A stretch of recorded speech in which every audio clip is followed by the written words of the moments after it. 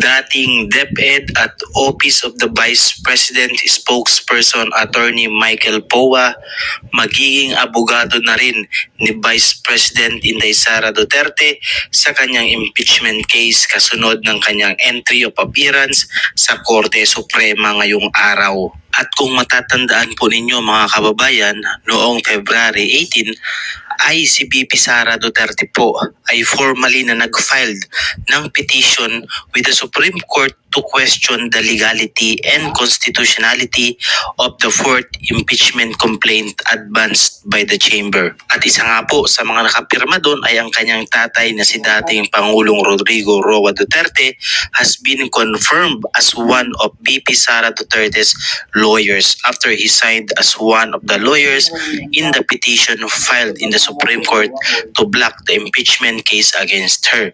In a report, a document appeared with the signature of the former president proved that he was actively participating in the defense of VP Sara.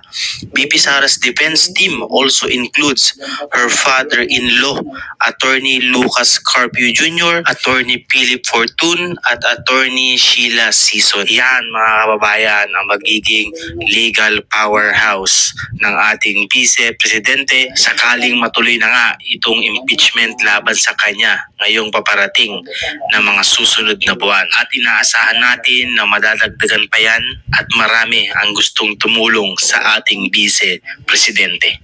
You may try to destroy me, you can skin me alive and throw my ashes to the wind. Tapos ngayon, maglalabas ka ng hinaing mo, wala kayong karapatan lahat na ipa-impeach si Vice President Sara Duterte.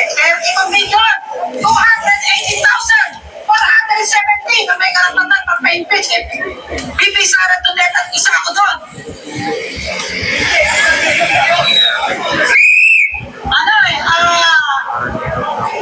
Hindi ko maintindihan eh, nakikita niyo ba? Pag pumapasok kayo sa DOJ, pag pumapasok kayo sa Supreme Court, pag pumapasok kayo sa Ombudsman, sa Congressman, ang nakikita ninyo babaeng nakatayo.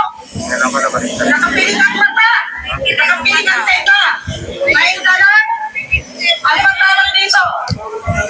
Katarungan. Ang katarungan, pantay. Pero ang babae, ulat. Sige, gano'n ang gobyerno ito. Sino pa dapat namin kapitan? Wala tayong lalapitan, lahat ginagos pera. Basta ninyo mga tao dito, dahil wala kaming pera. Kaya walang nagpupunta dito dahil walang politiko. Naiiyak ako dahil yung mga pupunta dito, hindi pinapayagang magpunta dito.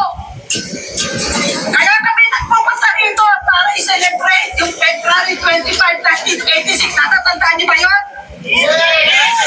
Diba? Hindi namin gustong gawin ito.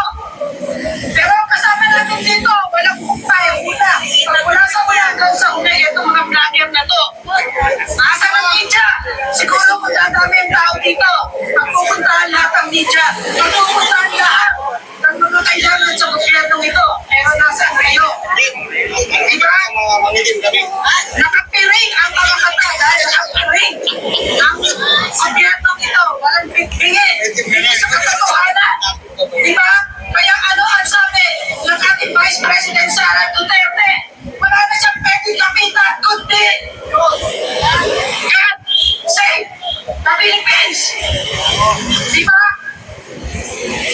Natatakot ang mga tao na magpunta rito. Natatakot ang mga tao na magsalita sa kanilang mga vlog dahil dinapandaan ninyo. Ngayon, nananahimik tayo kasi eleksyon. Pagkatapos ng eleksyon, hindi pa natatapos ang eleksyon, pinag-uusapan na ang impeach VP Sara Duterte. Nasa naman ang mga konsensya ninyo. Wala naman kayong mga Diyos, natatandaan niyo yung nangyari sa Amerika. Gobernador, may gobernador wala.